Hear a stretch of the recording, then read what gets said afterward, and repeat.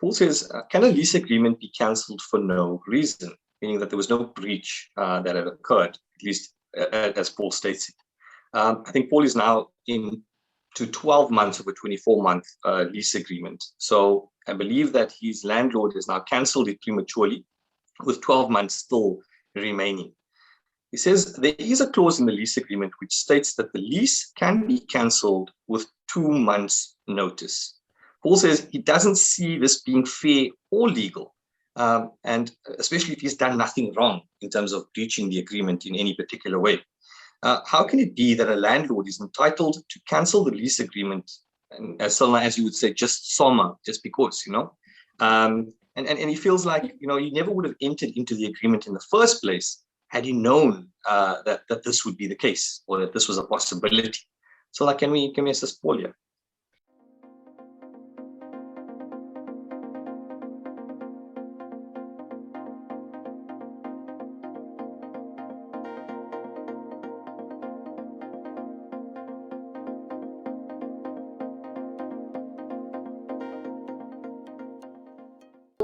I'm very grateful for Paul's question, because this question is a question I really get extremely often, but especially from rental agents, because it is a clause that should be in a lease agreement.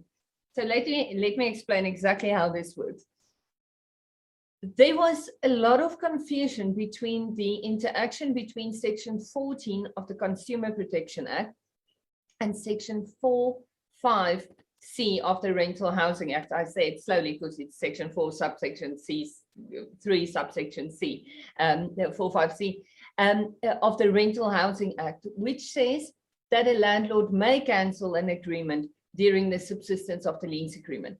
Now, the reason why it seemed contradictory to Section 14 of the Consumer Protection Act is Section 14 of the Consumer Protection Act says that a consumer agreement, so a fixed term lease agreement, not concluded between juristic entities, so as soon as there's a natural person in that transaction, that agreement can only be cancelled by the supplier, being the landlord in this context, when the consumer, being the tenant in this context, is in breach of a material term of the particular agreement. And so the provision of Section 4(5)(c) of the Rental Housing Act says a contract, a fixed term lease agreement, may be cancelled mid-term by the landlord, but there are 2 requirements in terms of this section. The first one is that provision must be recorded in the lease agreement. So if a lease agreement is silent on this, you can't enforce that right as a landlord. Now, side note for estate agents, guys, I know you want to remove this particular clause quite often from a lease agreement, because tenants does not necessarily want to sign an agreement with a clause like that, exactly to Paul's question. The reason why you can't remove it as an estate agent is you have an obligation to act on behalf of the landlord, and you can never, ever unilaterally remove a right that the landlord has in law without a written or, without a formal instruction to do that. And ideally, I would like to have that in writing so we can prove it. The second requirement for this clause, for this section, is that the reason for cancellation may not constitute an unfair practice. So the clause that is very often referred to, specifically on the 2-month notice, is clause 22.1 of the TPN residential leaseback lease. And this clause is obviously used, this lease agreement is used by the majority of the national estate agencies, so most people would have seen this clause. Go have a look at your lease agreement if you are using the TPN leaseback lease. Clause 22.1 is exactly the clause we're talking about, and I think, Paul, there is a very good chance that that might even be in your case the situation. We specify in that agreement that the landlord can only utilize that right and cancel the agreement on 2 months' notice in 2 situations: where the landlord sells the property, intends to sell the property, or in a situation where the landlord wants to take occupation. The reason why we specify that is neither one of those 2 provisions would constitute an unfair practice and unfair reason for cancellation. If the landlord wants to use that, and it's not specified in the agreement, as I just mentioned in the leaseback lease, say for instance, the landlord thinks tenant B would be willing to pay a higher rent and he wants to cancel, that's an unfair practice. And to Paul's question, I've seen that there is mention being made of detail around what's happening. And the truth is, it seems like in your case, the landlord wants to cancel because he's got a bit of a problem with viewings. So the factual position and the objective situation there, I obviously don't know. But what I can say is, as long as it does not constitute an unfair practice, for instance, the landlord wants to sell or take occupation, it is recorded in the lease agreement, then 100% the landlord can cancel. The parties may, at conclusion of the lease agreement, decide to exclude that provision from the lease agreement, but make sure that as a landlord, you understand what right you are giving up, and as an estate agent, never, ever, ever, ever agree to removal of that clause without instruction from your landlord. So I know it sounds like an unfair provision, Paul, but the truth is, because the landlord has the stronger right to a property, our law can never put a landlord in a position where he is bound to a lease agreement to his own peril. So I think that that's important to see. So have a look at your lease agreement. If it is recorded like that, and if it does not constitute an unfair practice, unfortunately, the landlord can cancel that lease agreement on 2 months' notice. That was an extremely long answer, but I get it often, and I've done an article, and my good friend and business partner, Nick Brody, shared an article just now on the comments with a link to SSLR's website, and that particular article also dealing with the interaction then between the Roman Dutch law principle of hier gaat voor koop and section 45C. So if you enjoy this topic, there's more happy reading. And now I'll keep quiet and drink tea. Thank you so much, Selna. I really appreciate that. And Paul, I hope that it really has provided you with a lot of insight into how to take this matter up and further. Also, Paul, please feel free to contact Selna or Bruno, and they will obviously assist you further. I see there's a question that came into the chat just now from Yannick. Yannick, hi. It's nice to have you with us. Yannick wants to know, he says, what happens when a lease expires and the landlord wants the tenant to pay extra for sewage and VAT on water? Selna, I don't know if you want to take this one, or both of you, Bruno, both of you. Just let me just understand the question. Okay. So the lease agreement expires. Well, luckily I can see comments here. And the landlord, well, I suppose when it expires, if this is regarding terms of the new lease agreement, so the extension or renewal, then definitely the landlord may do that, because you negotiate a completely new contract and the tenant is at liberty not to accept that for conclusion of a further term. Bruno, you agree with me there? Now you're on mute. Yes, I've got that. We're so silent. I got a big warning across my screen. I do agree with you.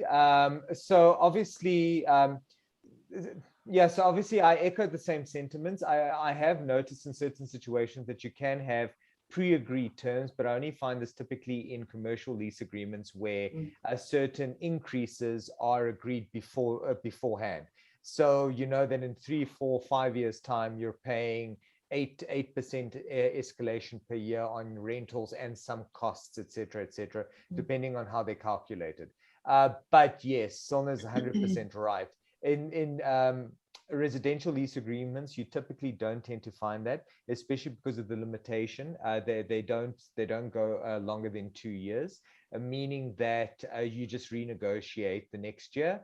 You have a look at the rental. Sometimes there is a percentage, but with utility charges, it's normally connected to what the municipality charges. So in fact, even during the course of a lease, there is provision often being made for the landlord to give notice that the municipality is increasing their charges, and this will be carried over to the tenant. So it does sound fair in short. No, thanks, Bruno. Thanks, Selna. And thank you, Yannick, for asking that question. I'm going to quickly move on to the next one. And it sounds like quite a juicy question at that. It's also asked by Yazid, and he says, a landlord has rented out a unit in a complex. In terms of the written lease agreement, the tenant is to refrain from committing any unlawful act.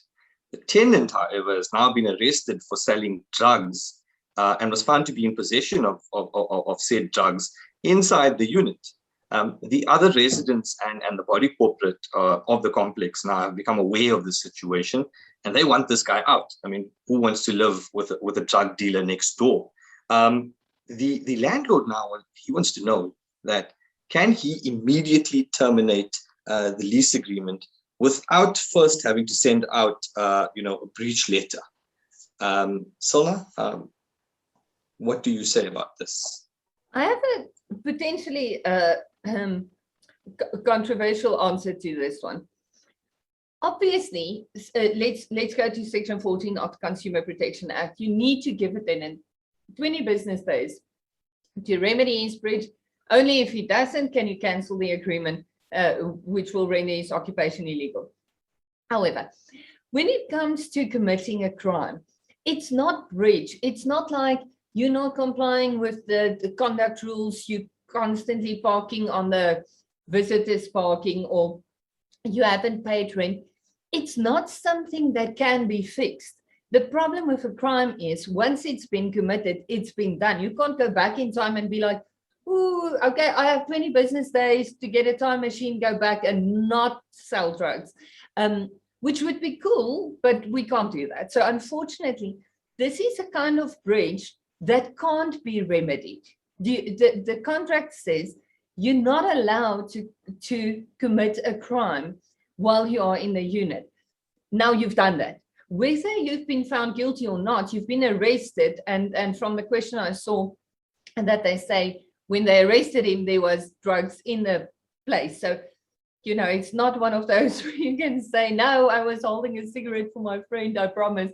It's not one of those. We've all done that, Yella, we know. But it's not one of those things like, ooh, I don't know how this got here. My opinion on that is, if your lease agreement allows for immediate cancellation, I do believe that you would be able to enforce that.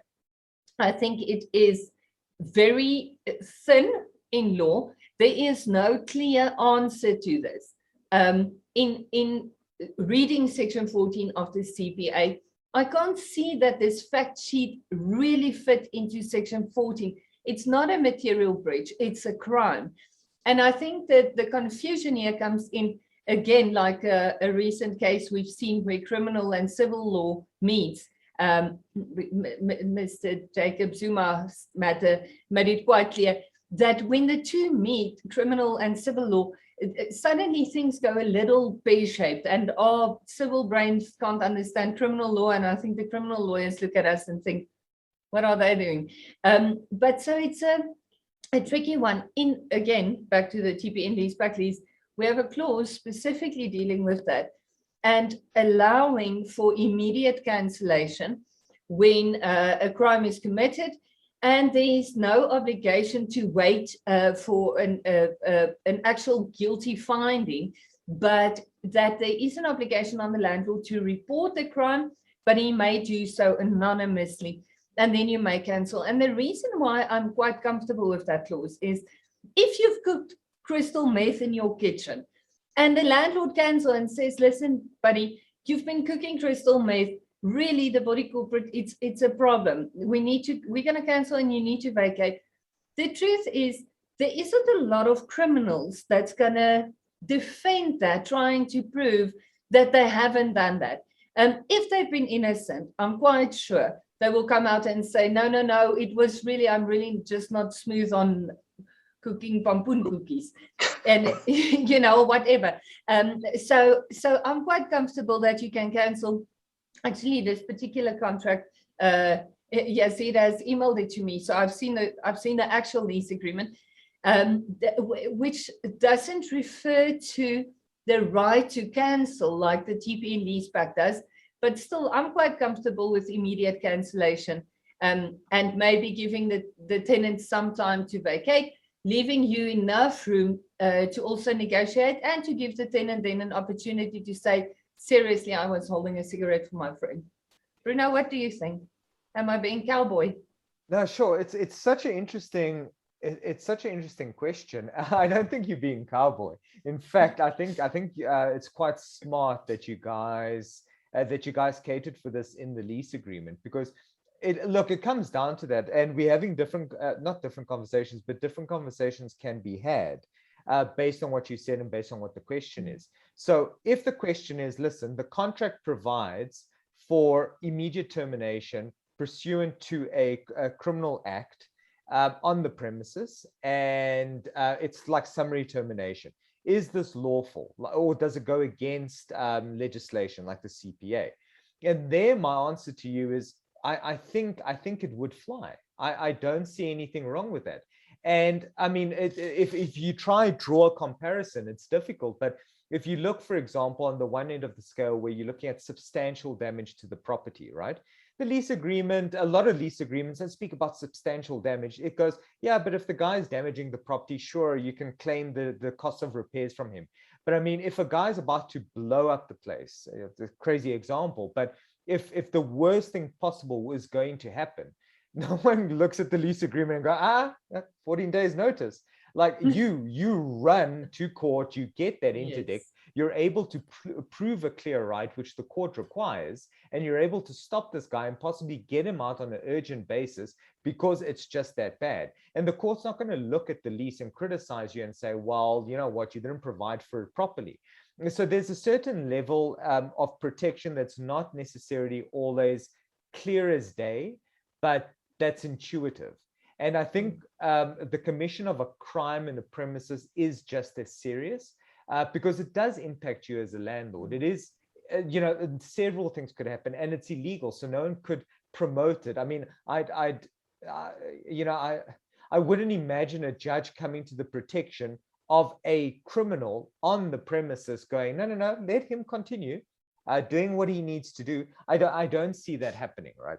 So on the side of whether the legislation provides for it, totally agree with Silna. Legislation, the contract itself provides for it. So then you start getting into gray areas, and this is where the circumstances of the case start applying.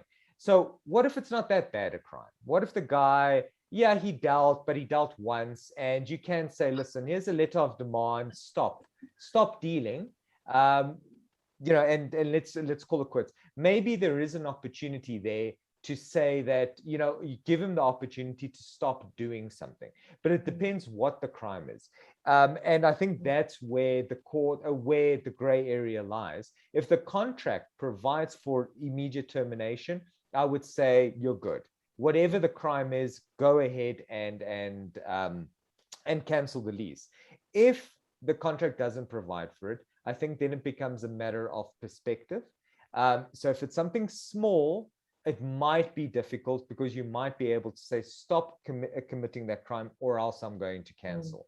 And I think there you can't just jump at trying to get the guy out, but it would depend. I think it depends on the magistrate, depends on the circumstances. And I don't think there's a clear answer to that. So we would have to look in context and try to figure out how bad is it really.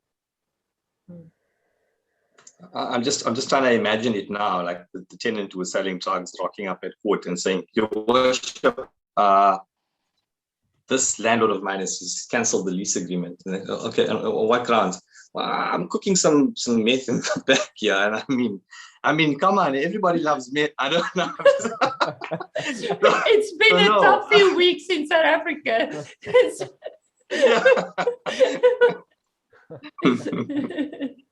No, but thank you so much, guys. Thank you, Bruno. Thank you, Sola. And thank you to you, our viewers who've joined us. Post your questions, as always, I said, post your questions in the group. And you can do it in the comments as well when we go live, like Yannick did today. I hope that you all have a great week further, and looking forward to seeing you next week. Cheers, everybody.